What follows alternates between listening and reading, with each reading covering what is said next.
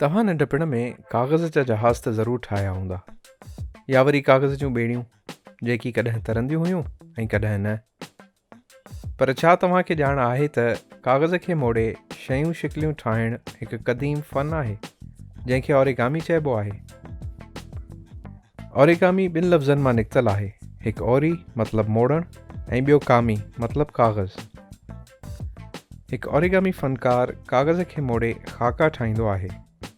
ओरिगामीअ जा आसार जापान में 1797 ईस्वीअ में मिलनि था, पर चयो वञे थो त हीउ फ़न 1000 साल या उन खां बि वधीक पुराणो आहे। ओरिगामीअ में मुख़्तलिफ़ क़िस्म जा कागज़ इस्तेमालु थींदा आहिनि ऐं इहे आम तौर ते काफ़ी रंग बिरंगी ऐं मुख़्तलिफ़ माप जा हूंदा आहिनि। ओरिगामी असल में ज्योमेट्री आहे ऐं अगरि ओरिगामीअ सां ठहियलु हिकु ख़ाके खे खोले ॾिसिजे त इहा ॻाल्हि आराम सां सम्झी सघिजे थी।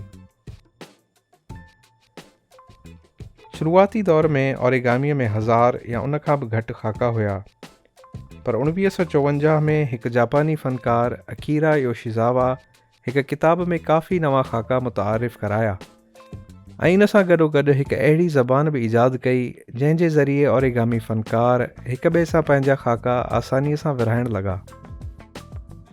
अकीरा योशीज़ावा पंहिंजी ज़िंदगीअ में 50,000 ख़ाका ठाहिया ऐं 18 किताब बि शाया कया। हिन जी ओरिगामीअ में कयल काविशुनि में हिकु अहम इहा आहे त हिन कागज़ खे पाणीअ में पिसाए थोरो आलो करे ओरिगामी ख़ाका ठाहिण जी शुरूआत कई, जंहिंसां इहे ख़ाका हिकु मुजस्समे जी सूरत लॻण लॻा। अकीरा योशीज़ावा खे जदीद ओरिगामीअ जो बानी बि चयो वेंदो आहे। जेतोणीकि ओरिगामीअ जा ख़ाका ॾिसण में ॿारनि जी हिकु रांदि लॻंदा आहिनि, पर इन्हनि जो इस्तेमालु हाणे साइंस ऐं इंजीनियरिंग में काफ़ी आम आहे। मेडिकल फील्ड में हाणे काफ़ी जदीद औज़ार ओरिगामीअ जी मदद सां ठाहिया विया आहिनि। अमेरिका जी ख़लाई एजेंसी नासा बि ख़ला में मोकिलियल सैटेलाइट में ओरिगामीअ जो इस्तेमालु कंदी रहंदी आहे।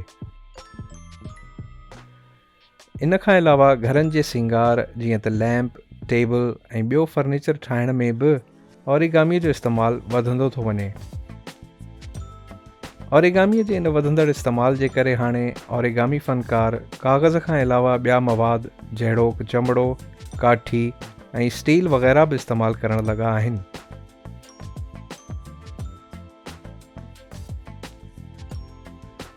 ओरिगामी हाणे सिर्फ़ु हिकु फ़न न रहियो आहे, बल्कि डॉक्टर ऐं इंजीनियर वांगुरु हिकु पेशो आहे ऐं ओरिगामी फ़नकार सिर्फ़ु हिन जे ज़रिए ई हिकु सुठी ज़िंदगी गुज़ारे रहिया आहिनि।